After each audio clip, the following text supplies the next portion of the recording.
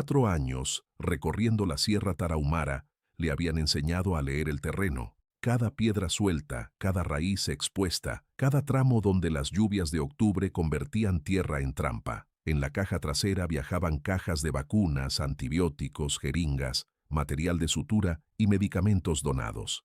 El maletín de cuero gastado en el asiento del copiloto era reliquia de su abuelo, primer veterinario en trabajar estas zonas durante los 50. El paisaje se transformaba, bosques de pino real cada vez más densos, árboles centenarios filtrando luz en columnas doradas que cortaban niebla perpetua. Respiraba profundo, llenando pulmones con aire que olía a resina y musgo.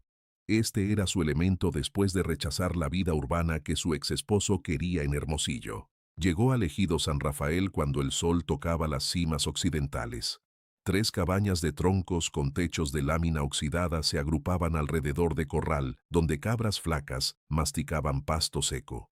Doña Cata salió secándose las manos en delantal manchado. Era rarámuri de 60 años, rostro surcado por arrugas que sol y viento habían tallado durante décadas. Doctora, gracias a Dios que llegó. La burra de mi hijo tiene la pata hinchada desde hace 3 días. Lucía bajó llevando su maletín, sintiendo peso familiar de responsabilidad. Aquí los animales no eran mascotas, sino herramientas de supervivencia. Burra que no podía cargar significaba familia acarreando leña a mano en terreno brutal. Examinó al animal en el establo. Hembra de 8 años, extremidad anterior derecha hinchada desde casco hasta carpo, caliente y sensible. Absceso profundo por espina infectada. Preparó área de trabajo con eficiencia de años. Tablas sobre caballetes como mesa quirúrgica, palangana con agua hervida, instrumentos organizados. Administró anestésico local en 4 puntos. Esperó 5 minutos, hizo incisión limpia con bisturí 15. Pus brotó espeso y amarillento, liberando presión que había torturado al animal durante días. Irrigó con solución salina, exploró con pinzas, encontró fragmento de madera y lo extrajo.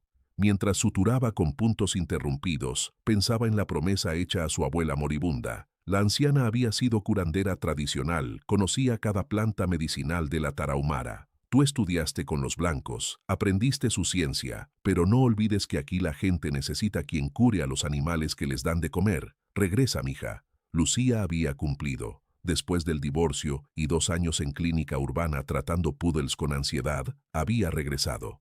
6 años después, no imaginaba vida diferente. Esa noche durmió en cuarto de huéspedes, 3 por 3 metros, catre de madera, colchón de paja, manta que olía a humo de leña. No había electricidad en San Rafael ni en ningún ejido que visitaba. La oscuridad nocturna era absoluta, densa, del tipo que citadinos nunca experimentaban.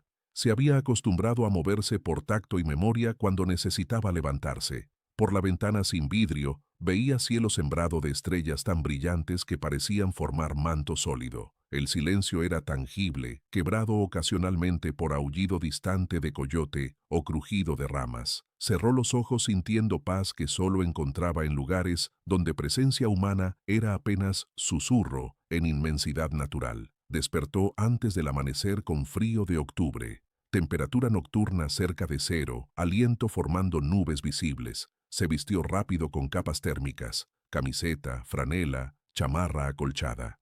Desayunó tortillas con frijoles y café tan cargado que dejaba residuo arenoso. Doctora, su siguiente parada es el refugio, ¿verdad?, preguntó doña Cata. Lucía asintió.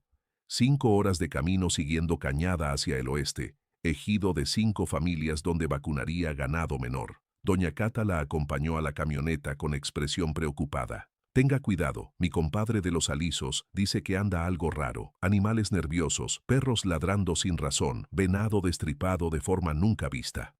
Lucía agradeció la advertencia sin darle importancia.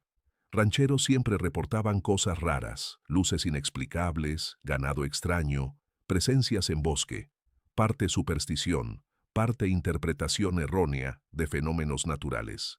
Su trabajo era realidad tangible. Parásitos, fracturas, infecciones. Lo demás quedaba fuera de su expertise. Subió a la Ford, encendió motor que tosió 3 veces antes de estabilizarse. Se despidió mientras comenzaba descenso por vereda estrecha. El paisaje cambiaba constantemente. Bosque denso daba paso a claros donde fuego o derrumbes habían creado espacios colonizados por matorrales espinosos. Barrancas se profundizaban hasta abismos de niebla, donde echar piedra significaba esperar 5 segundos antes del impacto. Conducía con ventanilla abierta a pesar del frío, permitiendo que aire de montaña llenara la cabina. Olía a tierra húmeda, resina y algo sutil que no sabía nombrar. Aroma de lugares donde presencia humana era mínima y naturaleza operaba según reglas inmutables. Pasó junto a formaciones rocosas como esculturas gigantes talladas por millones de años, cruces de caminos marcados por pequeños altares de piedra, arroyos de agua cristalina bajando cantando desde alturas. A media mañana detuvo para revisar mapa mental construido durante años. No existían mapas oficiales confiables de esta zona fronteriza, Chihuahua-Durango. Rutas cambiaban con estaciones. Camino transitable en seco era río de lodo en lluvias. Conocía terreno por repetición y por información compartida con otros viajeros. Arrieros, maestros rurales, parteras rarámuri, vendedores ambulantes, red informal de conocimiento sobre estado de caminos, animales peligrosos, fuentes de agua potable. Sistema que había funcionado siglos antes de GPS o teléfonos que de todas formas no tenían señal en estas montañas. Reanudó marcha pensando en su pistola calibre 38 en la guantera. Don Fermín se la había regalado 3 años atrás. Doctora, usted anda sola por veredas, nunca se sabe. Había aceptado más por cortesía que por convicción. Había disparado quizá 15 veces a botellas y su puntería seguía mediocre. No era mujer de violencia. Su defensa real era reputación. La doctora que no cobra, alguien que curaba sin pedir dinero, aceptaba lo que familias podían dar, respetaba creencias tradicionales mientras aplicaba ciencia moderna. Esa reputación era escudo más efectivo que cualquier arma. El camino se volvió difícil al aproximarse donde confluían 3 valles. Redujo a paso de tortuga, primera velocidad mientras Ford trepaba pendiente de 40 grados cubierta de piedras sueltas. Llantas resbalaban, perdiendo tracción, obligándola a retroceder y buscar ángulo diferente. Esta parte del trabajo agotaba física y mentalmente. Horas de conducción extrema que dejaban brazos adoloridos y nervios tensos. Pero también era razón por la cual comunidades de Sierra Profunda dependían de ella. Ningún veterinario urbano aceptaría estos trabajos. Ninguna clínica mandaría personal a lugares tan inaccesibles por compensación tan incierta. Había encontrado nicho donde su combinación de conocimiento científico, resistencia física y disposición para precariedad la hacían única e indispensable. Alcanzó cresta que marcaba división entre cuencas. Desde ahí veía inmensidad de Tarahumara, picos sucesivos desvaneciéndose en bruma azulada, valles tan profundos que fondos permanecían en sombra perpetua, bosques vírgenes que nunca habían conocido hacha. Era paisaje de escala que empequeñecía lo humano, recordando brutalmente cuán frágil era presencia de su especie en lugares antiguos. Sintió mezcla de admiración y humildad. 6 años trabajando aquí y apenas conocía fracción minúscula del territorio total. Había ejidos que nunca había alcanzado, comunidades rarámuri en aislamiento casi total, cañones donde geografía impedía acceso, excepto a pie o mula. Sierra guardaba secretos que probablemente nunca serían revelados, y había aprendido a respetar esa opacidad sin intentar penetrarla forzosamente. La camioneta tosió subiendo pendiente empinada. Acarició volante con afecto. Tenía 18 años, tantas reparaciones que ya no quedaba pieza original, pero seguía funcionando porque ella lo mantenía con cuidado metódico. Como mantenía su conocimiento, su compromiso, su promesa a la abuela de cuidar animales que sustentaban familias del monte en estas montañas olvidadas, donde gobierno era concepto abstracto y supervivencia dependía de ayuda mutua. Pensó en su vida anterior mientras esquivaba afloramiento rocoso. Había estado casada brevemente con agrónomo que trabajaba para gobierno en programas rurales. Matrimonio duró 18 meses antes de desintegrarse bajo peso de expectativas incompatibles. Él quería estabilidad, casa en Hermosillo, hijos, fines de semana predecibles. Lucía quería esto: caminos de tierra, animales enfermos dependiendo de sus manos, comunidades recibiéndola con café y tortillas. Divorcio fue amistoso pero definitivo. Ahora, a 34, había encontrado algo parecido a paz en existencia nómada. Cada semana ejido diferente, cada mes circuito completo por sierra, cada estación sus propios desafíos veterinarios. No era vida que imaginó al graduarse, pero era vida con propósito. Y en montañas olvidadas de Tarahumara, donde estado apenas existía, propósito valía más que comodidad. Ese era el conocimiento que la sostenía mientras conducía hacia el refugio, sin saber que encontraría algo que transformaría su comprensión de lo posible en mundo natural. La llamada de emergencia llegó cuando Lucía estaba a 1 hora del refugio. No fue llamada telefónica, sino niño de 12 años montado en caballo sudoroso que salió del bosque como aparición. Frenó levantando polvo y gritó antes de que Lucía pudiera bajar ventanilla. «Doctora Rentería, mi tío Sebastián la manda llamar urgente. Algo mató a la vaca Canela anoche y dice que nunca ha visto nada igual».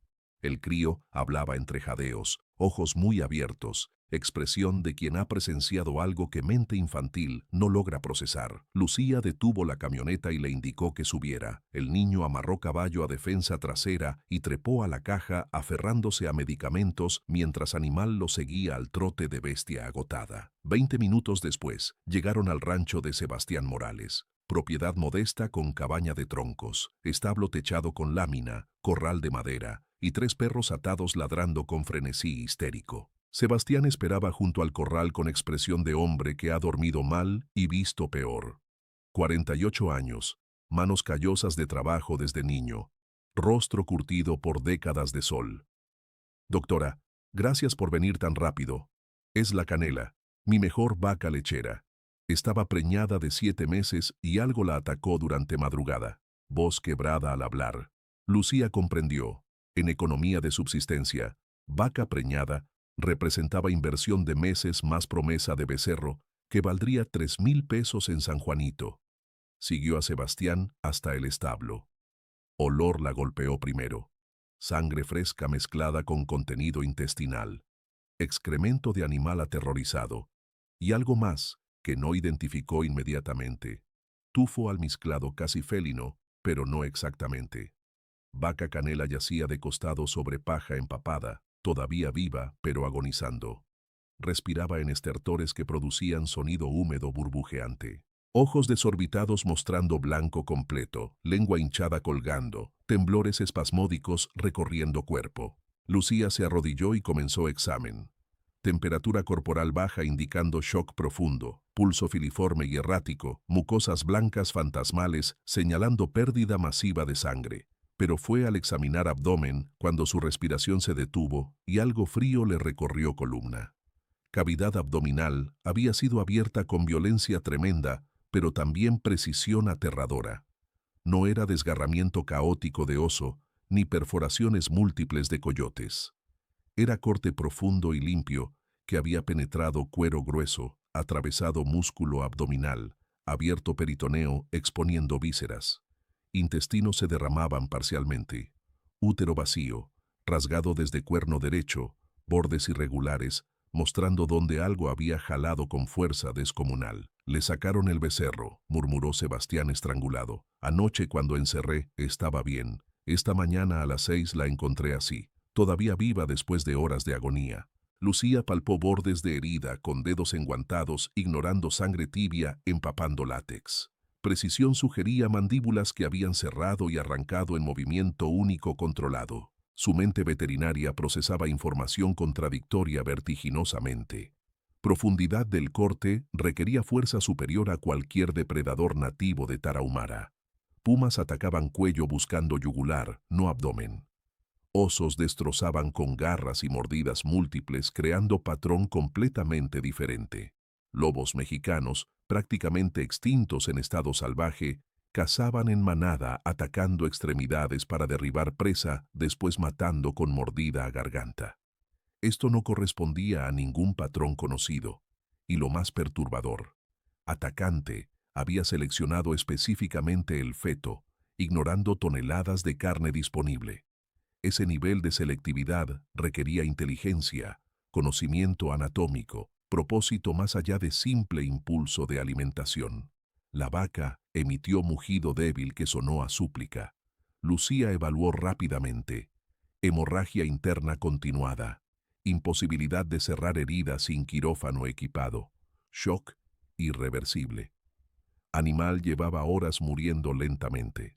Don Sebastián, no hay nada excepto terminar su sufrimiento. Hombre asintió con lágrimas no derramadas brillando. Lucía preparó T-61, encontró yugular colapsada parcialmente, insertó aguja con mano firme, ocultando rabia ante sufrimiento innecesario, empujó émbolo. Vaca dejó de respirar en 35 segundos. Mientras Sebastián salía a avisar vecinos para desollar antes de que carne se perdiera, Lucía caminó al exterior necesitando aire fresco que limpiara pulmones del olor a muerte. Sol de media mañana iluminaba rancho con claridad implacable. 3 perros atados ladraban aún con frenesí neurótico, tirando cadenas hasta estrangularse. Se acercó a examinarlos. Mestizos grandes, probablemente con pastor alemán o rottweiler, animales criados para proteger ganado, pero temblaban visiblemente, pelo del lomo erizado, colas entre patas.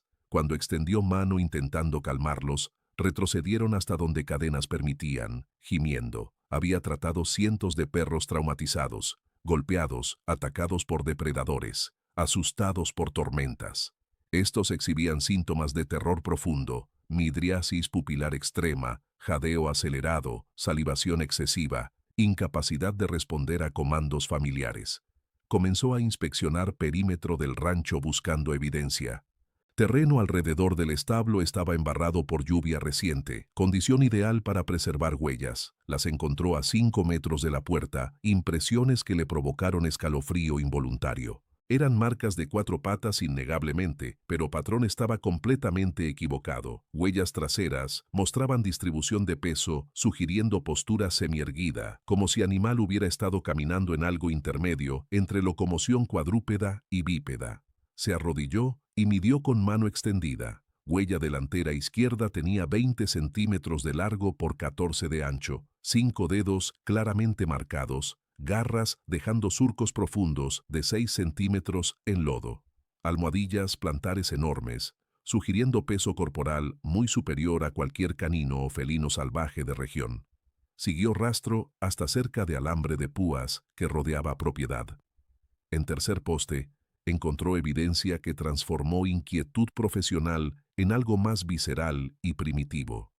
Alambre superior había sido arrancado completamente, poste metálico doblado hacia afuera, como si algo de fuerza descomunal lo hubiera golpeado. En púas retorcidas había pelos, no blancos, sino coloración gris oscura con reflejos que bajo luz directa mostraban tonos plateados. Extrajo varios cuidadosamente con pinzas y los guardó en bolsa plástica con cierre hermético. Textura era gruesa, más rígida que pelo de lobo, pero diferente al pelaje de oso. Sebastián regresó con 2 vecinos que habían venido a ayudar con desollamiento. Lucía mostró huellas y pelos. 3 hombres intercambiaron miradas de incomodidad que hablaban de conocimiento compartido pero no verbalizado. Fue el mayor, rarámuri llamado Santos de 60 años, quien rompió silencio. Doctora, esto no es primera vez. Hace 4 noches, en rancho de mi primo Primitivo hacia norte, mataron 2 cabras igual, abiertas desde vientre, órganos sacados. Hace semana, en los alisos al oeste, encontraron venado destripado colgando de árbol, como si algo lo hubiera puesto ahí a propósito. Voz temblaba ligeramente. Los viejos hablan de Iwigara, el que camina en 2 formas. Dicen que cuando aparece es señal de equilibrio roto. Lucía sintió resistencia instintiva ante explicaciones sobrenaturales, pero también reconocimiento inquietante de patrón emergente. 3 ataques en diferentes ubicaciones, todos en últimas 2 semanas, todos mostrando mismo modus operandi, precisión quirúrgica, selección de órganos específicos y algo que aterrorizaba perros de guardia hasta parálisis. Sacó libreta y comenzó a documentar metódicamente. Fecha y hora aproximada de cada ataque, ubicación geográfica, descripción de heridas, comportamiento de animales domésticos en área. Entrenamiento científico exigía datos verificables, patrones analizables, evidencia que pudiera llevar a identificación del depredador. Don Santos, ¿puede mostrarme exactamente dónde ocurrieron esos otros ataques? Anciano asintió gravemente. Puedo dibujarle mapa, doctora, pero le advierto, Todos los lugares están en línea que va de norte a sur siguiendo cresta de sierra, como si algo estuviera marcando territorio. Mientras hombres comenzaban trabajo desagradable de desollar vaca muerta, Lucía se sentó en porche con Santos dibujando en páginas de libreta. Rarámuri trazaba con dedo manchado de tierra, rancho de Primitivo que daba 11 kilómetros al norte-noreste, Los Alisos 8 kilómetros al oeste-suroeste, rancho de Sebastián ocupaba posición intermedia. 3 puntos formaban triángulo irregular de aproximadamente 120 kilómetros cuadrados de territorio montañoso. ¿Hay más ranchos dentro de esta área?, preguntó Lucía. Santos pensó cuidadosamente. El refugio está casi en centro. También hay 2 rancherías Rarámuri pequeñas. Y zona de cañones profundos al este, donde casi nadie va porque terreno es muy peligroso. Lucía trazó líneas conectando puntos de ataque en libreta. Patrón sugería movimiento deliberado, no ataques aleatorios de depredador oportunista. Si ataques seguían esa progresión geográfica, el refugio, su próximo destino, estaba directamente en trayectoria. Parte de su mente, la racional entrenada en universidad y refinada por años de práctica, insistía en que debía haber explicación biológica. Quizá puma inusualmente grande con comportamiento aberrante, oso que había aprendido técnicas atípicas, o incluso perros ferales de gran tamaño actuando en manada. Pero otra parte más antigua, la que había crecido escuchando a abuela hablar de cosas que ciencia no podía explicar completamente, registraba advertencia de Santos con seriedad que no se atrevía a admitir en voz alta. Sebastián le ofreció quedarse a comer, pero Lucía declinó. Necesitaba llegar a el refugio antes del anochecer, especialmente ahora que sabía que Aria estaba en ruta de algo peligroso. Guardó muestras de pelo en hielera portátil junto a vacunas, metió libreta en maletín, verificó que pistola calibre 38 en guantera estuviera cargada. Por primera vez en 6 años viajando sola por sierra, peso del arma le proporcionaba consuelo marginal en lugar de incomodidad.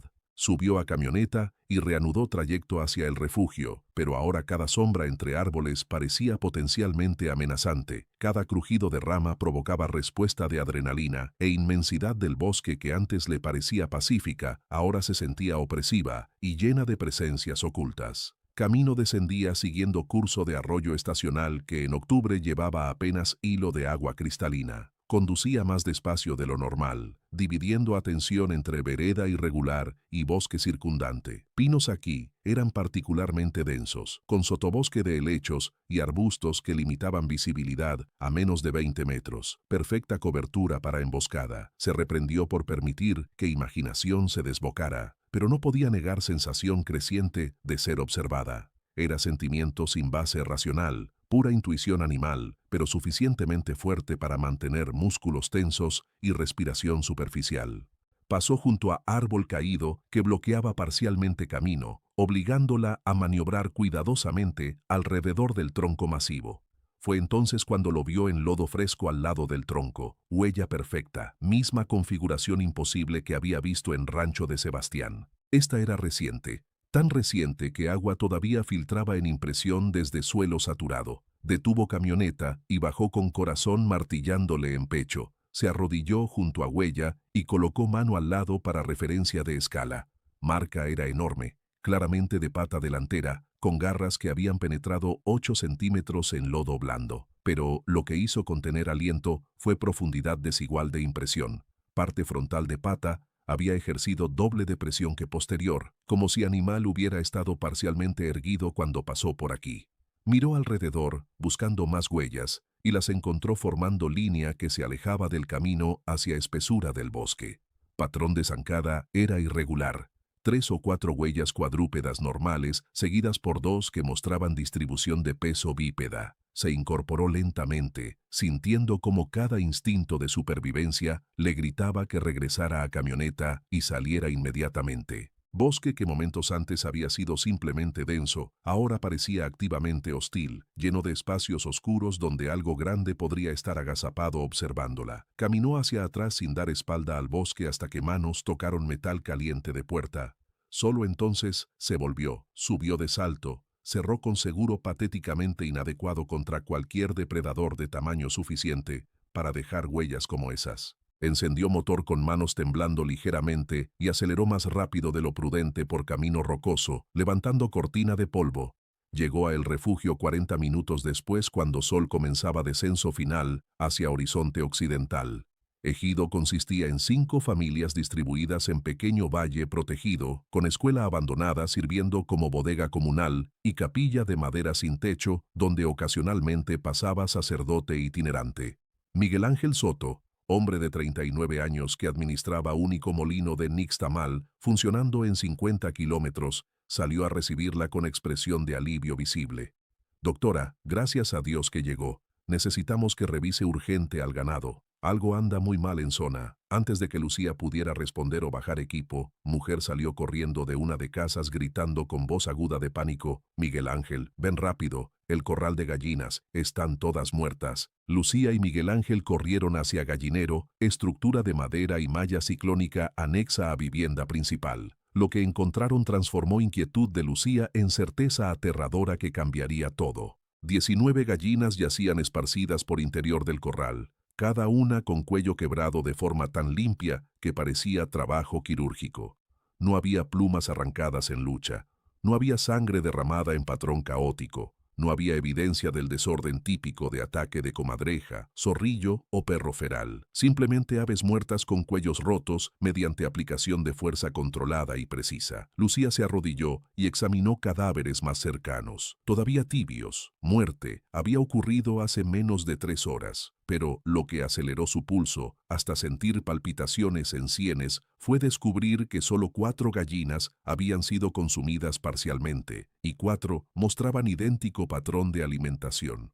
Pecho abierto con precisión brutal, corazón removido completamente, y todo lo demás, hígado, intestinos, buche, dejado intacto. Miguel Ángel estaba pálido, manos temblando mientras señalaba malla ciclónica. Doctora, mire. Entró por ahí. Lucía examinó punto indicado y sintió frío recorrerle espalda. Alambre había sido arrancado creando abertura de 60 centímetros de diámetro, pero metal no estaba cortado ni oxidado previamente.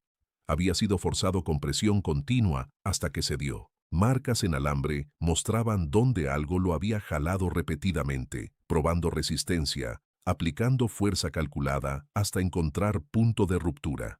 Era comportamiento que requería paciencia, comprensión de causa y efecto, capacidad de solucionar problemas.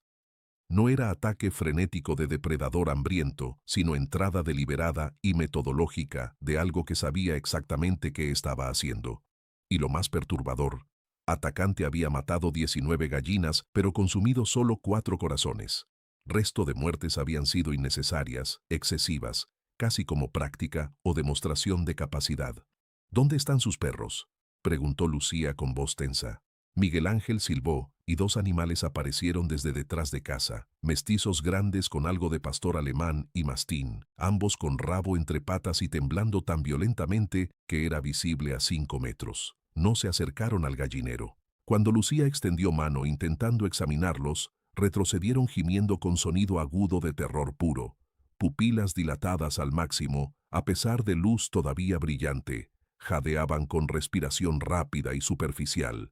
Se negaban rotundamente a cruzar línea imaginaria a 3 metros del gallinero, como si área estuviera marcada con algo que solo ellos podían percibir. Rosa, esposa rarámuri de Miguel Ángel, se acercó tímidamente. Habló en español entrecortado, alternando con palabras en su lengua que Lucía no comprendía.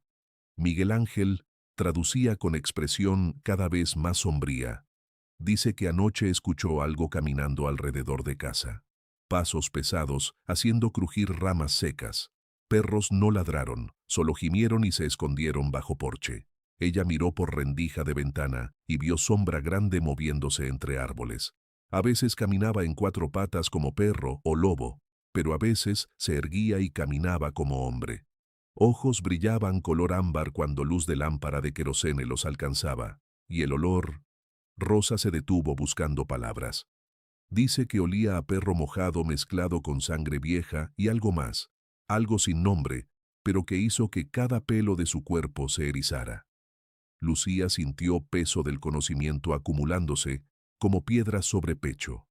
Ya no podía negar patrón, ni atribuirlo a coincidencia o histeria colectiva. Había depredador operando en esta región, algo con anatomía híbrida que le permitía alternar entre locomoción cuadrúpeda y bípeda, algo con inteligencia suficiente para probar defensas antes de atacar, para matar selectivamente, para aterrorizar perros guardianes hasta punto de inutilizarlos, algo que dejaba huellas imposibles y exhibía comportamiento que ninguna clasificación zoológica estándar podía acomodar. Esa noche durmió mal en cuarto de huéspedes que Miguel Ángel ofreció. Cada sonido la despertaba, viento haciendo crujir láminas del techo, perros gimiendo en oscuridad, ramas quebrándose en bosque cercano. Se levantó 4 veces a verificar que puerta estuviera bien trancada, sabiendo que madera delgada no detendría nada más formidable que mapache. Pistola calibre 38 descansaba sobre mesa junto al catre, cargada y con seguro quitado, por primera vez desde que la había recibido. La miraba en penumbra, preguntándose si 6 balas serían suficientes contra lo que fuera que estaba cazando en estas montañas. Y más aterrador, si su puntería mediocre podría acertar a blanco móvil en condiciones de pánico. Finalmente, se rindió al insomnio cerca de las 4 de madrugada, sentándose en catre con manta de lana envuelta alrededor de hombros, esperando que luz del amanecer trajera algo de claridad racional a situación que se sentía cada vez más como pesadilla, de la cual no podía despertar. Cuando primeras luces grises comenzaron a filtrar por ventanas sin vidrio, Lucía ya había tomado decisión. Necesitaba hablar con alguien que conociera historia real de depredadores en esta sierra, alguien cuya experiencia fuera más allá de lo convencional, alguien que hubiera enfrentado directamente lo inexplicable y sobrevivido para contarlo, aunque eso significara escuchar cosas que su entrenamiento científico preferiría descartar como superstición. El amanecer llegó con niebla tan densa que reducía visibilidad a menos de 10 metros. Lucía salió de la cabaña con músculos adoloridos por tensión acumulada y falta de sueño real. Aire olía a humedad, tierra mojada y humo de leña de cocinas que comenzaban a avivar fuegos para desayuno. Se dirigió al gallinero con maletín, necesitando examinar escena del ataque con luz natural y mente más despejada. Cadáveres de gallinas seguían donde los habían dejado la noche anterior.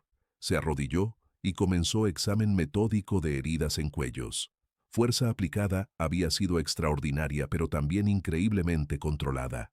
Vértebras cervicales estaban fracturadas limpiamente, sin desgarramiento excesivo de tejido blando circundante. Era técnica de matanza que requería conocimiento anatómico preciso, saber exactamente dónde morder para quebrar cuello sin destrozar completamente el ave. Salió del gallinero y siguió rastro de huellas que se alejaba hacia bosque.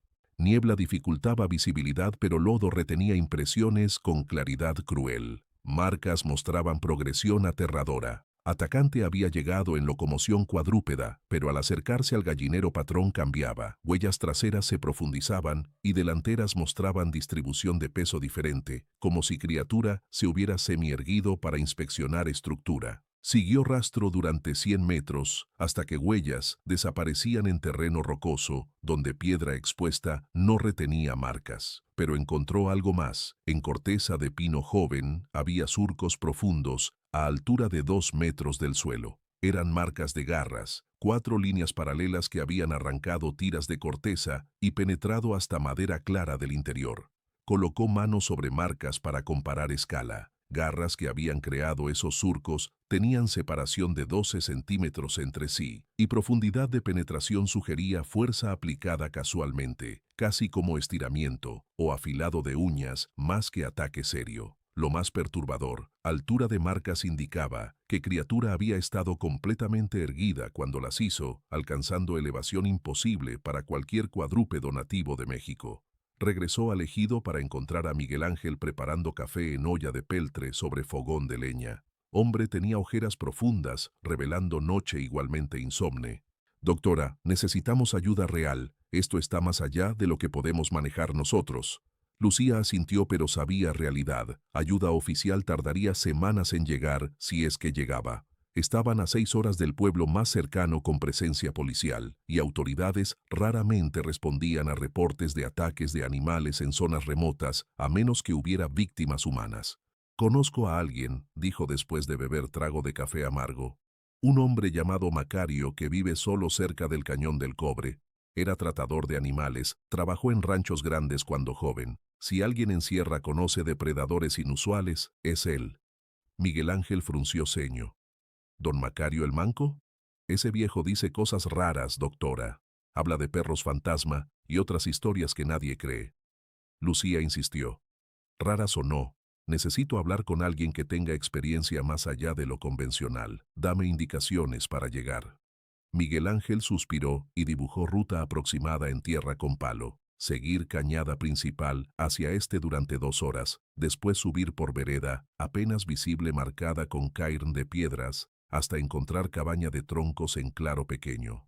Lleve cuidado, doctora, y no vaya sola. Pero Lucía sabía que no podía pedirle a nadie del ejido que la acompañara. Estas familias tenían animales que cuidar, trabajo que no podía posponerse. Cargó camioneta con provisiones básicas, verificó combustible y partió hacia este siguiendo indicaciones de Miguel Ángel. Camino se deterioraba progresivamente hasta convertirse en poco más que sendero de mula ensanchado por erosión. Ford gemía en primera velocidad, llantas buscando tracción en tierra suelta mezclada con piedras del tamaño de puños. Pasó junto a formaciones geológicas dramáticas, columnas de roca erosionada alzándose como centinelas antiguos, afloramientos de piedra caliza con cavidades oscuras que podían ser cuevas poco profundas o entradas a sistemas subterráneos extensos. Encontró cabaña de don Macario al mediodía. Era estructura sólida de troncos entrelazados con musgo creciendo en junturas y techo de tejamanil que había resistido décadas de lluvia y nieve. Alrededor del perímetro colgaban trampas viejas de diferentes tipos, cepos de dientes oxidados, trampas de resorte, lazos de alambre, todas claramente desactivadas y exhibidas como museo personal. Hombre emergió de cabaña antes de que Lucía pudiera bajar completamente de camioneta. 71 años según Miguel Ángel, pero se movía con cautela fluida de quien ha aprendido a compensar discapacidad física. Brazo izquierdo terminaba en muñón a altura del codo, envuelto en trapo limpio. Don Macario la observó acercarse con ojos entrecerrados que evaluaban sin juzgar. «Usted es la veterinaria que anda preguntando sobre cosas raras», dijo sin preámbulo. Miguel Ángel habló por radio comunitario. Dijo que viene porque algo está matando ganado de forma que nunca ha visto. Se sentaron en troncos que servían de bancos frente a cabaña. Don Macario preparó té de hierbas amargas que Lucía aceptó más por establecer confianza que por sed. Viejo fumaba tabaco enrollado en hoja de maíz seca, exhalando humo azul que se disolvía en aire frío de montaña. Lucía le mostró fotografías que había tomado, vaca destripada, gallinas con cuellos rotos, close-ups de huellas, marcas de garras en árbol. Don Macario examinó cada imagen con atención que rayaba en reverencia dolorosa como quien reconoce fantasma de su propio pasado. Finalmente habló con voz que temblaba casi imperceptiblemente. «Lo que usted está rastreando, doctora, no es nuevo en estas montañas, pero tampoco es lo que la gente cree que es». Lucía esperó sin interrumpir mientras Viejo organizaba pensamientos. «En 1987 yo trabajaba para Ganadero Rico de Parral, que tenía tierras aquí arriba. Un día de junio llegaron hombres armados en camionetas Toyota nuevas, narcos obviamente, y nos sacaron del rancho con amenazas de muerte si hablábamos. Dijeron que iban a usar tierra 6 meses para negocio privado y que nos pagarían bien por silencio». Don Macario apagó cigarro contra suela de bota. Trajeron equipo pesado, generadores, químicos en barriles azules, montaron laboratorio de metanfetamina en ruinas de mina abandonada y trajeron seguridad. 5 perros enormes, blancos como nieve, con ojos del color de miel oscura. Eran dogos argentinos, me enteré después. Raza de combate. Los tenían para espantar curiosos y matar cualquier cosa que se acercara. Esos perros no eran normales. Narcos los habían entrenado con brutalidad sistemática.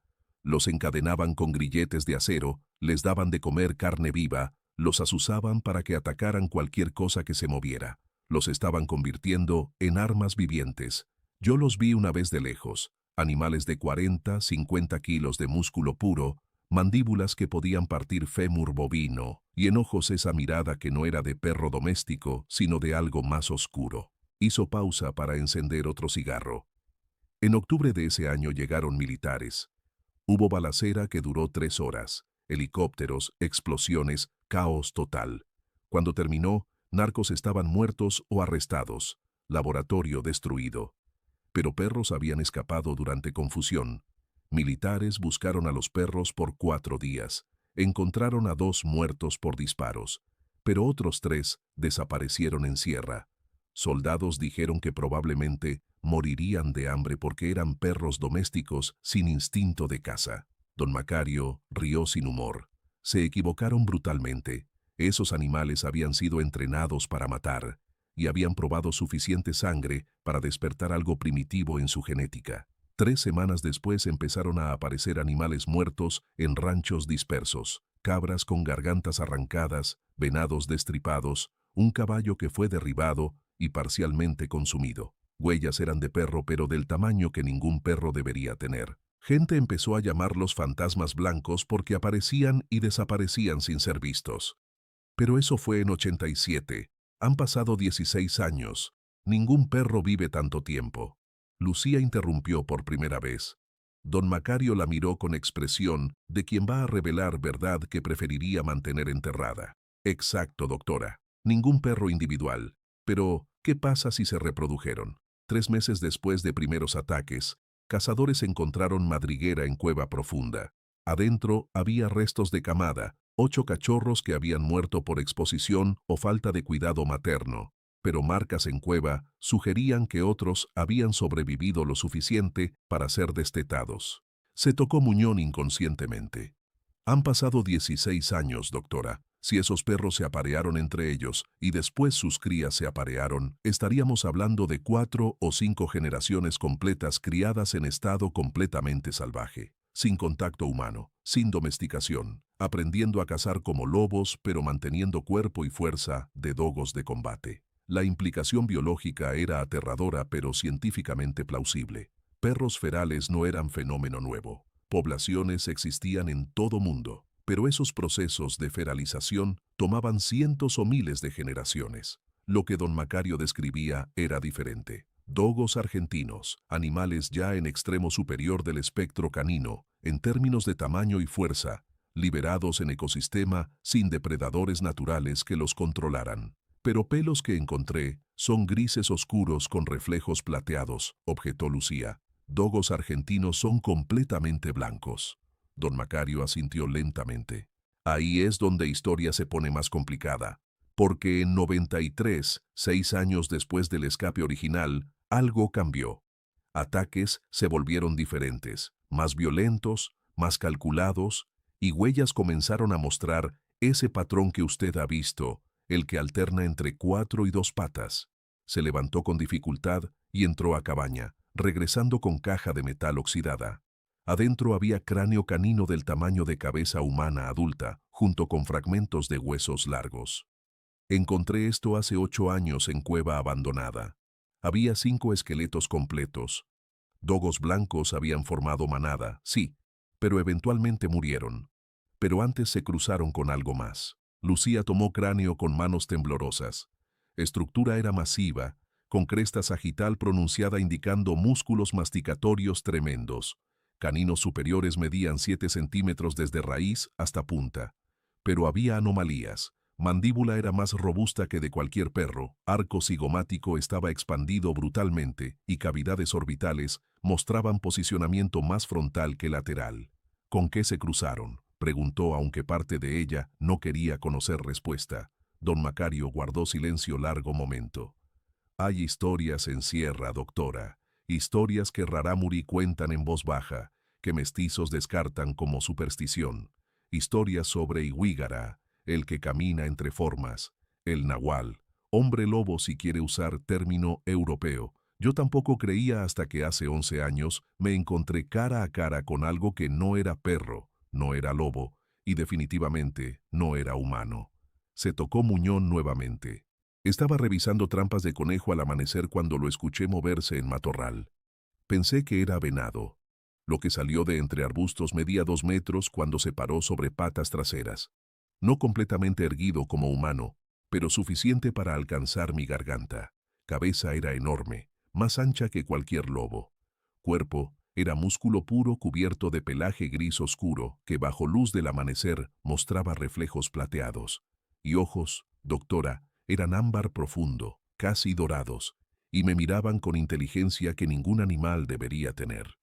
Testimonio coincidía perturbadoramente con evidencias físicas que Lucía había recolectado. Me atacó tan rápido que apenas tuve tiempo de registrar movimiento. Me derribó, me clavó colmillos en brazo y empezó a sacudir cabeza como perro matando rata. Sentí cuando radio y cúbito se partieron como ramitas. Dolor era indescriptible. Lo único que me salvó fue que llevaba machete al cinto. Logré sacarlo con mano derecha y clavárselo en costillas con toda fuerza que me quedaba. Hoja penetró profundo y criatura aulló. Un sonido que no era ladrido ni aullido de lobo, sino algo intermedio y horrible. Me soltó, retrocedió 2 pasos, me miró con lo que juro era sorpresa y después huyó, pero se llevó mi brazo. Hemorragia era masiva. Me arrastré de regreso aquí y logré hacer torniquete con cinturón antes de desmayarme. 3 días después, cazadores me encontraron delirando de fiebre. Me llevaron a San Juanito donde doctor tuvo que amputar lo que quedaba. Lucía examinó muñón con ojo clínico. Cicatrices eran consistentes con trauma masivo seguido de amputación quirúrgica. ¿Pudo identificar criatura con certeza? Don Macario negó enfáticamente. Doctora, trabajé con animales 40 años. He visto osos negros, pumas, lobos mexicanos cuando todavía quedaban algunos. Lo que me atacó no era ninguno de esos. Era algo híbrido, algo que no debería existir biológicamente pero que existe. Mi teoría es que dogos ferales se encontraron con nahual verdadero, uno de esos seres que tradición rarámuri dice que existen en partes más profundas de sierra, y se aparearon. Tomaría fuerza y ferocidad del dogo de combate, capacidad de formar manada del lobo, y agregaría esa capacidad de moverse en 2 patas, esa inteligencia casi humana que nahuales supuestamente tienen. Pasaron 2 horas más conversando, mientras don Macario compartía cada fragmento de información que había acumulado durante décadas. Ataques venían en ciclos de 3 a 4 años, típicamente durante otoño, cuando presas naturales estaban en punto más abundante. Criaturas operaban en solitario o en parejas, nunca en manadas grandes.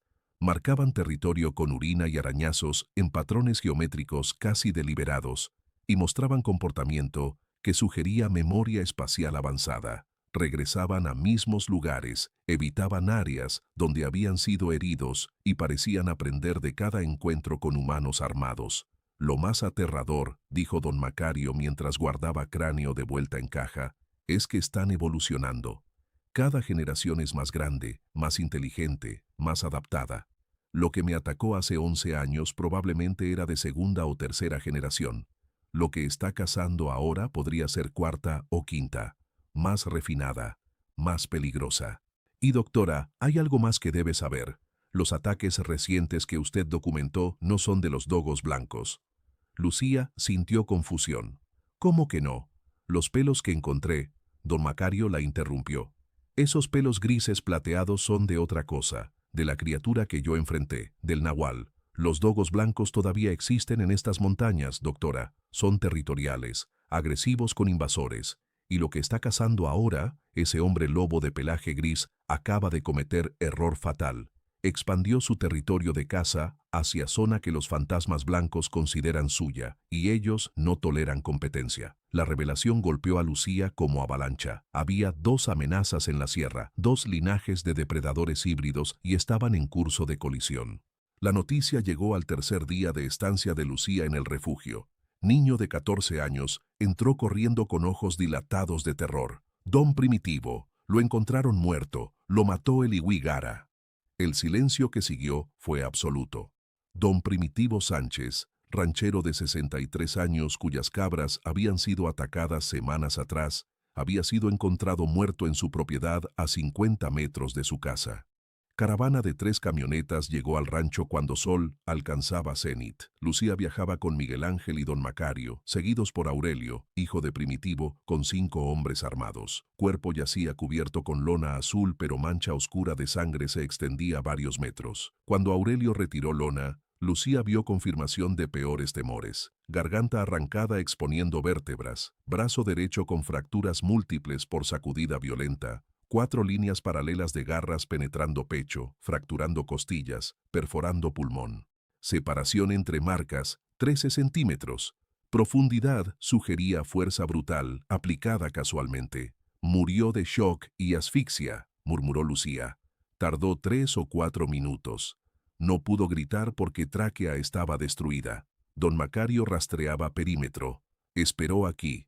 Conocía rutina del viejo. Emboscada. Escopeta calibre 12 de primitivo, yacía a 3 metros. Cargada, seguro puesto, nunca disparada.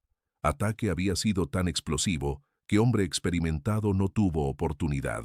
Aurelio temblaba de rabia. Vamos a matar a esa cosa. Cacería hasta encontrarla aunque tengamos que peinar toda la sierra. Hombres murmuraron acuerdo cargando rifles. Don Macario levantó mano única. Eso es lo que quiere, dispersarlos, meterlos en su territorio. Salen 15, regresan 10. Lucía sintió peso de expectativa. Su conocimiento podía marcar diferencia entre estrategia y masacre. Necesitamos información primero, saber cuántos son, dónde anidan, cómo se mueven. Se volvió hacia don Macario. ¿Dónde podrían estar las madrigueras? Viejo, señaló este. Zona de cañones profundos. 3 horas a pie. Cuevas naturales. Difícil acceso. Lucía decidió. Voy a rastrear, documentar evidencia, encontrar madriguera. No como cazadora, sino investigadora. Aurelio, necesito protección. Vamos armados, de día. Y si hay presencia activa, nos retiramos. Reconocimiento, no confrontación. Prepararon equipo. Lucía cargó cámara, libreta, muestras, instrumental. Verificó pistola 38, 6 balas, puntería mediocre. Aurelio y hombres llevaban rifles de cacería y escopetas. Salieron al mediodía siguiendo rastro de sangre hacia bosque denso noreste. Huellas claras, animal solo, cuadrúpedo, zancadas largas. Don Macario señalaba detalles. Ramas quebradas, garras en troncos, puntos donde criatura verificó que no la siguieran. Comportamiento táctico, murmuró Lucía. Conciencia de persecución, inteligencia aplicada. Caminaron 2 horas y media adentrándose en territorio salvaje. Bosque inquietantemente silencioso. Sin pájaros, ardillas, insectos. Don Macario. Animales pequeños abandonaron zona. Saben que hay superdepredador. Media tarde, encontraron sitio de alimentación. Restos de venado joven consumidos selectivamente. Costillas trituradas para órganos. Cráneo fracturado para cerebro. Músculos de patas arrancados, pero intestinos ignorados. Come como lobo alfa, observó don Macario. Selecciona partes nutritivas. Conocimiento acumulado. Lucía recolectó pelos grises y blancos, fotografió patrones. Continuaron hasta que don Macario señaló. Heces frescas, húmedas, olor acre territorial. Contenían fragmentos de hueso, pelo de venado y pedazos de tela coincidiendo con camisa de don Primitivo. Don Macario olfateó aire. Orina fresca, marcaje territorial activo. Estamos cerca de madriguera. Avanzaron con extrema cautela. Rifles listos. Bosque dio paso a barranca profunda con paredes verticales. Don Macario los guió al borde, señaló hacia abajo, 40 metros de profundidad. Entrada de cueva grande rodeada de huesos. Cráneos de venado, costillares bovinos, esqueletos indefinibles. Cráneo humano, con cuencas vacías.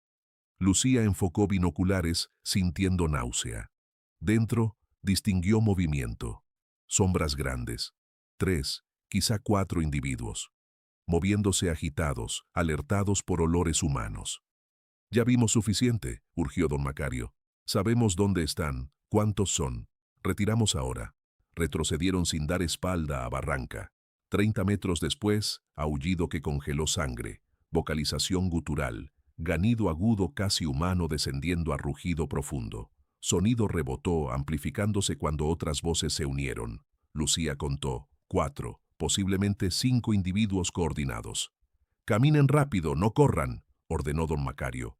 Somos amenaza retirándose, no presas. Aceleraron, aullidos siguiéndolos.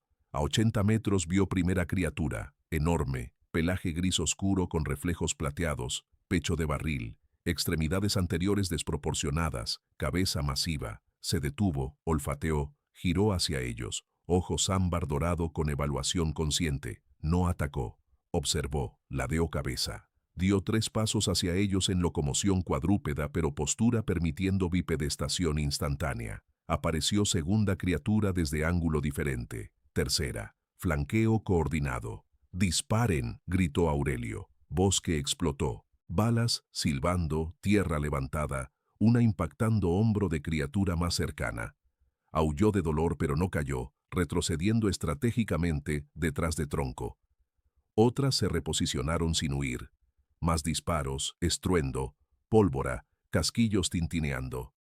«¡Sigan moviéndose!», gritó don Macario. Lucía corría, corazón martillando.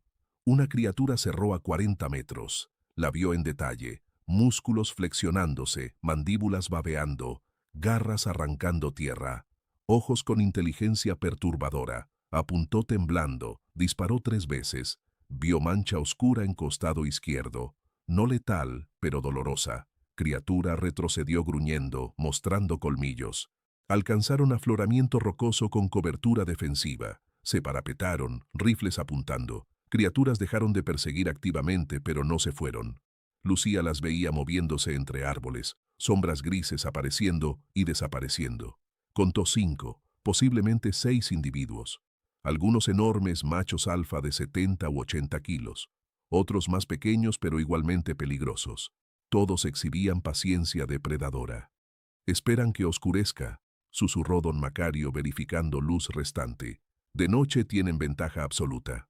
Lucía evaluó opciones. Hora y media de luz útil. Regreso a terreno abierto. 40 minutos de marcha rápida. Munición, aproximadamente 40 cartuchos entre todos. A ella, 3 balas. «Nos movemos ahora», dijo con firmeza. Formación cerrada, alguien cubriendo retaguardia. Disparamos solo si se acercan a menos de 20 metros. Conservamos munición. Comenzaron a retirarse, moviéndose como grupo compacto. Criaturas los seguían manteniendo distancia constante. 1,5 km de presión psicológica. Apareciendo, desapareciendo, haciendo crujir ramas deliberadamente, forzando estado de alerta. Lucía comprendió. Táctica para desgastarlos mentalmente. Agotarlos, hacerlos desperdiciar munición. Entonces, súbitamente las criaturas desaparecieron. Simplemente se disolvieron en bosque. Silencio casi más aterrador que aullidos. Don Macario no se relajó. No se han ido. Decidieron que no valemos el riesgo. Evaluaron nuestro armamento, vieron herido, determinaron que hay presas más fáciles. Son depredadores inteligentes, no kamikazes. Continuaron hora más sin bajar guardia hasta emerger a terreno abierto donde visibilidad mejoraba. Regresaron al rancho de don Primitivo al anochecer, exhaustos. Lucía tenía evidencia sólida, fotografías de cueva y osario, muestras de pelo de 2 coloraciones, coordenadas GPS aproximadas, confirmación visual de múltiples criaturas coordinadas, pero más importante, comprensión completa de amenaza. No eran animales rabiosos. Eran cazadores organizados con estructura social, territorio defendido, comportamiento mezclando instinto canino con estrategia inteligente. Habían demostrado capacidad de evaluar amenazas y tomar decisiones tácticas. Se retiraron no por miedo, sino por cálculo, costo-beneficio. Esa noche Miguel Ángel contactó San Juanito por radio, transmitió mensaje urgente a Chihuahua, brote de depredadores ferales grandes, múltiples individuos, un muerto humano, ubicación de madriguera identificada, solicitud urgente de intervención. Respuesta llegó 36 horas después en persona. Funcionario de Semarnat llamado Ingeniero Valdés en camioneta gubernamental, nueva con técnico. Lucía los recibió con don Macario, Aurelio y representantes de 6 ejidos. Presentó documentación completa, 72 páginas de notas, 43 fotografías desde huellas hasta cueva con osario, mapas con ubicación de cada ataque, muestras de pelo preservadas con cadena de custodia improvisada, testimonio de 15 testigos. Exposición tomó 90 minutos. Valdés examinaba con expresión pasando de escepticismo a incomodidad. Finalmente cerró carpeta con gesto que Lucía reconoció, decisión ya tomada antes de ver evidencia. Doctora Rentería, Don Macario, señores, comenzó con tono ensayado. Entiendo preocupación y aprecio documentación, pero lo que describen presenta, desde perspectiva biológica oficial, imposibilidades significativas. Lucía sintió rabia. Ingeniero Valdés, tengo evidencia forense, fotografías, testimonios, un hombre muerto. ¿Qué más necesita? Valdés suspiró como lidiando con niños tercos. Explicación que se ajuste a parámetros científicos establecidos, y esa explicación es brote de rabia canina en población de perros ferales. Habitación explotó en protestas. Aurelio golpeó mesa. Mi padre fue asesinado por algo que dejó huellas del tamaño de platos, y usted dice que fueron perros rabiosos. Valdés levantó manos. Rabia causa comportamiento agresivo atípico que puede explicar violencia. He consultado especialistas en Ciudad de México. Consenso es claro, cánidos ferales con brote de rabia. Vamos a implementar protocolo de cuarentena veterinaria efectivo inmediatamente. Se volvió hacia Lucía con mirada mezclando condescendencia y advertencia. Las fotografías que tomó, muestras de pelo, todo el material, necesito que me lo entregue. Es evidencia oficial que debe ser procesada en laboratorio certificado en Chihuahua. Por supuesto, recibirá copia de resultados. Lucía comprendió que estaba siendo silenciada sistemáticamente.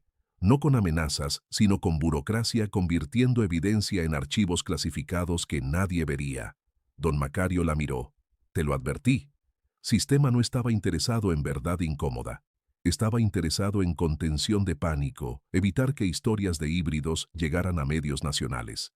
Más fácil etiquetar como rabia y proceder con eliminación estándar. Lucía entregó cámara y algunas muestras, pero no todas. Don Macario había escondido cráneo híbrido. Lucía había guardado copias de notas. Algo de evidencia tenía que sobrevivir. Protocolo de cuarentena entró en vigor 48 horas después. Equipo de 6 cazadores contratados llegó con rifles de alto calibre y visores nocturnos militares. Establecieron campamento en el refugio. Comenzaron patrullajes sistemáticos con objetivo de eliminar población de cánidos ferales rabiosos. Primeras 2 semanas eliminaron 32 perros, mestizos, pastores, mascotas de familias que no habían vacunado a tiempo porque vacunas nunca llegaron. Pero de criaturas reales, de híbridos grises que habían matado a don Primitivo, no encontraron rastro visible. Criaturas habían desaparecido como humo, replegándose hacia zonas más profundas donde cazadores profesionales no se atrevían sin apoyo logístico que Semarnat no proporcionaría. Durante cuarta semana, algo cambió dramáticamente. Los cazadores profesionales encontraron evidencia que no reportaron oficialmente, pero que llegó a oídos de Lucía a través de red informal. Rastros de confrontación violenta en zona intermedia entre territorio de los híbridos grises y área más al norte. Había pelos blancos y grises mezclados, sangre de al menos 2 individuos diferentes según patrones de salpicadura y señales de lucha prolongada. Don Macario lo interpretó inmediatamente cuando Lucía le contó. Los fantasmas blancos y el hombre lobo se encontraron. Está pasando lo que predije, defensa territorial. Los dogos ferales llevan 16 años dominando esta zona. No van a ceder ante invasor sin pelear. 3 días después apareció evidencia más clara. Cuerpo de híbrido gris, macho joven de aproximadamente 60 kilos, encontrado en barranca, con heridas masivas en cuello, costado y extremidades. Patrón de mordidas sugería múltiples atacantes actuando coordinadamente. Lucía no pudo examinar directamente el cuerpo. Los cazadores de Semarnat lo incineraron inmediatamente siguiendo protocolo de rabia. Pero fotos que circularon discretamente mostraban trauma consistente con ataque de manada de cánidos grandes. Los fantasmas blancos habían enviado mensaje. Este territorio tiene dueños y no toleran competencia. Durante las siguientes 2 semanas, los ataques a ganado cesaron completamente. No más vacas destripadas, no más gallinas con cuellos rotos, no más aullidos nocturnos que aterrorizaban ejidos. Cazadores se atribuyeron éxito, reportando que habían eliminado exitosamente amenaza mediante intervención oportuna. Pero don Macario y Lucía sabían la verdad. No habían sido balas humanas, sino jerarquía brutal entre depredadores lo que había resuelto el problema. El hombre lobo y sus pocos aliados, probablemente 2 o 3 individuos que habían sobrevivido, habían sido expulsados del territorio por manada establecida de fantasmas blancos que había defendido su dominio con violencia letal. Era solución que ningún protocolo oficial reconocería. 2 poblaciones de híbridos imposibles, una protegiendo inadvertidamente a humanos al eliminar competencia más agresiva. Valdés regresó para supervisar levantamiento de cuarentena con documentos preimpresos que Lucía y testigos tuvieron que firmar. Reportes describiendo brote de rabia controlado, víctima de ataque de perro rabioso, cierre de caso. Ninguna mención de madriguera con osario humano, ningún reconocimiento de híbridos. Narrativa oficial, simple, tranquilizadora, completamente mentirosa. Lucía firmó porque negarse significaría perder licencia, ser excluida de comunidades dependientes, convertirse en problema que sistema eliminaría. Firmó con rabia silenciosa que dolía físicamente. Cuando funcionarios finalmente se fueron, don Macario resumió brutalmente: resolvimos el problema sin resolverlo. El hombre lobo se movió hacia norte, probablemente Durango. Los fantasmas blancos siguen aquí, invisibles, tolerados inadvertidamente, porque mantienen territorio libre de invasores más peligrosos. Y en 2 o 3 años, todo se repetirá en otra región, mientras aquí seguimos viviendo encima de depredadores que oficialmente no existen. Los días siguientes, Lucía retomó su rutina itinerante, conduciendo de ejido en ejido, curando animales enfermos, asistiendo partos difíciles, administrando vacunas cuando las conseguía donadas. Pero algo había cambiado irreversiblemente en su percepción de la sierra. Cada vez que examinaba herida en ganado, cada vez que ranchero mencionaba comportamiento extraño en fauna local, cada vez que perros de rancho ladraban con pánico inexplicable durante noche, Lucía se preguntaba si los híbridos habían regresado o si nunca se habían ido realmente, simplemente volviéndose más cautelosos, más nocturnos, más selectivos. Guardaba el cráneo que don Macario le había confiado en caja de metal soldada bajo asiento delantero de camioneta, junto con muestras de pelo preservadas en alcohol, copias de notas más detalladas y fotografías impresas antes de entregar cámara oficial. No era paranoia, era documentación. Porque sabía que en algún momento, cuando híbridos retornaran o apareciesen en otra región, alguien necesitaría pruebas de que no estaban imaginando cosas, de que la amenaza era real y había sido sistemáticamente silenciada por conveniencia institucional. 8 semanas después del levantamiento de cuarentena, Lucía estaba en San Juanito comprando suministros cuando escuchó conversación que le heló sangre. 2 arrieros transportando mercancía entre poblados hablaban sobre ataques recientes en zona de Huachochi, 130 kilómetros al norte siguiendo cresta de sierra. Describían patrón idéntico al que había documentado, cortes precisos en abdomen de vacas preñadas, órganos específicos removidos de animales menores, perros guardianes negándose a salir durante noche, huellas mostrando locomoción alternante entre cuadrúpeda y bípeda. El hombre lobo se había movido exactamente como don Macario había predicho, expandiendo hacia territorio virgen donde humanos aún no conocían amenaza y ganado no estaba preparado. Lucía pensó en reportarlo, en contactar nuevamente a Valdés, en intentar advertir comunidades de Huachochi, pero sabía con certeza amarga que sería completamente inútil. Sistema ya había decidido qué narrativa era aceptable, y criaturas híbridas que desafiaban biología convencional no cabían en esa narrativa. Reportar solo resultaría en otro ciclo de cuarentena por rabia, más perros domésticos sacrificados innecesariamente, más evidencia confiscada y enterrada en archivos que nadie revisaría. En lugar de luchar contra maquinaria burocrática, Lucía tomó decisión diferente, que al menos le permitía mantener integridad y propósito. Comenzó a transmitir conocimiento directamente a quienes lo necesitaban. En cada ejido que visitaba, después de terminar trabajo veterinario oficial, hablaba discretamente con ancianos, jefes de familia, rancheros experimentados. Les contaba lo que había visto sin adornos sobrenaturales ni exageraciones. Hay depredadores grandes operando en sierra, probablemente descendientes de perros de combate vueltos salvajes hace generaciones, cazan con inteligencia superior a cualquier animal normal, y autoridades no van a protegerlos porque oficialmente estos depredadores no existen. Les enseñaba a identificar señales de presencia, tipos específicos de huellas, mostrando distribución anormal de peso, patrones de ataque caracterizados por precisión quirúrgica, comportamiento alterado en perros domésticos que dejaban de ladrar y comenzaban a esconderse, marcas territoriales en árboles, a altura imposible para cánidos normales. Les recomendaba medidas preventivas, mantener ganado valioso encerrado durante horas de mayor riesgo entre anochecer y amanecer, reforzar corrales con alambre de calibre más grueso, nunca salir solos durante transiciones de luz, considerar mantener perros guardianes en parejas o grupos, porque 2 o 3 juntos podían mantener valentía colectiva donde uno solo sería aterrorizado. Algunos la escuchaban con atención seria, especialmente quienes habían perdido ganado en circunstancias inexplicables. Otros pensaban que exageraba o había sido traumatizada por lo sucedido con don Primitivo. Pero información circulaba, pasaba de familia en familia, de ejido en ejido, convirtiéndose en parte del conocimiento oral que se transmitía en conversaciones nocturnas alrededor de fogatas. Don Macario murió durante invierno siguiente, en febrero, cuando nevada inesperadamente fuerte aisló su cabaña durante 10 días. Cuando arrieros finalmente llegaron después de que clima mejorara, lo encontraron en su catre envuelto en mantas con expresión de paz, sugiriendo que había aceptado final. Tenía 72 años. Había sobrevivido 11 años después de perder brazo contra criatura que ciencia oficial se negaba a reconocer.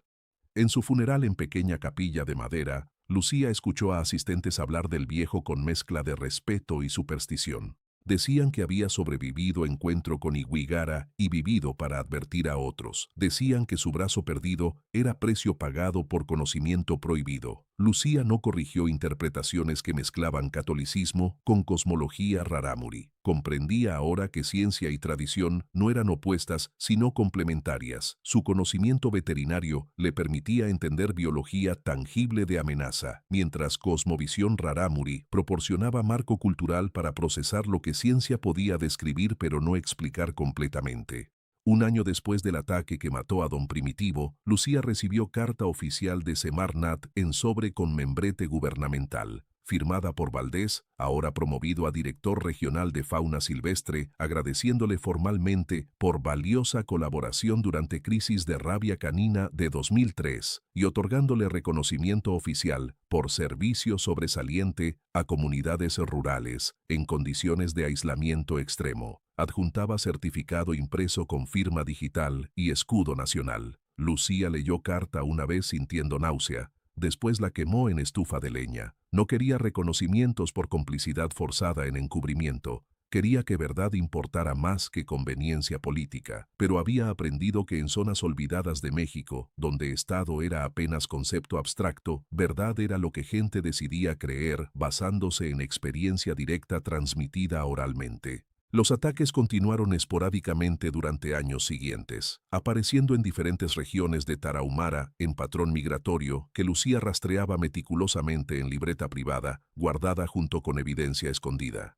Huachochi, en 2004, con 5 ataques documentados. Batopilas, en 2005, donde arriero desapareció en circunstancias que autoridades atribuyeron a accidente en barranca, pero lugareños susurraban, había sido obra de los que caminan en 2 formas. De regreso a zona de El Refugio en 2007, con serie de ataques durante otoño, siguiendo exactamente mismo patrón de 4 años antes. Cada ciclo duraba semanas o meses antes de que híbridos se movieran nuevamente. Fantasmas grises dejando rastro de muerte controlada y terror silenciado sistemáticamente por narrativas oficiales de rabia, perros ferales comunes o simple mala suerte. Lucía documentaba todo, pero ya no intentaba reportarlo a través de canales oficiales. Mantenía red informal de información con rancheros, maestros itinerantes, parteras rarámuri, sacerdotes en circuitos pastorales y otros trabajadores cuyas profesiones los mantenían en movimiento por sierra. Cuando escuchaba reportes de ataques con patrón característico, precisión quirúrgica, selección de órganos, perros aterrorizados, huellas imposibles, enviaba advertencias discretas. Refuercen corrales antes de que empeore, mantengan animales valiosos cerca durante noche, no salgan solos al amanecer. Era lo único que podía hacer dentro de sistema que la había marginado. Era lo único que sistema le permitía sin destruir su capacidad de funcionar como veterinaria rural. Y curiosamente, nunca más hubo ataques reportados en zona inmediata, alrededor de el refugio y ranchos circundantes, donde los fantasmas blancos mantenían dominio territorial. Los dogos ferales, de generaciones sucesivas, continuaban su existencia invisible, cazando fauna silvestre, evitando contacto humano directo, pero defendiendo ferozmente su territorio contra cualquier invasor que amenazara ese equilibrio delicado. Era ironía brutal, que nadie oficial reconocería, población de depredadores híbridos protegiendo inadvertidamente a humanos al eliminar competencia más peligrosa. Ahora, 3 años después de aquellos eventos que habían transformado su comprensión de lo posible en mundo natural, Lucía conducía por veredas familiares hacia otro ejido necesitado de servicios veterinarios. Camioneta Ford tenía 21 años. Tantas reparaciones que ya no quedaba pieza original, pero seguía funcionando porque ella la mantenía con cuidado metódico. Pensaba en promesa hecha a abuela Rarámuri, cuidar de animales que sustentaban familias del monte. Había cumplido esa promesa de formas nunca anticipadas. Cuidar significaba no solo curar enfermedades, sino también proteger contra amenazas que ciencia oficial podía describir parcialmente, pero que instituciones se negaban a reconocer. Los híbridos grises eran producto directo de violencia humana, narcotraficantes que habían traído animales de guerra a sierra como herramientas desechables, militares que los habían liberado sin considerar consecuencias ecológicas, y biólogos de escritorio que preferían explicaciones simples sobre realidades complejas. Generación tras generación, descendientes de aquellos dogos de combate habían evolucionado hacia algo único, algo terrible pero fascinante. Superdepredador existiendo en límite entre lo doméstico y lo salvaje, entre lo explicable por genética convencional y lo que requeriría años de investigación para comprender. Y los fantasmas blancos, esos guardianes inadvertidos, continuaban su vigilia silenciosa sobre territorios que consideraban propios desde hacía 16 años. Lucía acarició volante con afecto inconsciente. Mantenía vehículo funcionando con mismo cuidado con que mantenía evidencia escondida, red de información, conocimiento acumulado sobre amenaza que oficialmente no existía. Algún día, pensaba sin convicción real pero con esperanza persistente, alguien con autoridad y voluntad política escucharía. Algún día, ciencia institucional y burocracia se alinearían con verdad que habitantes de Sierra ya conocían.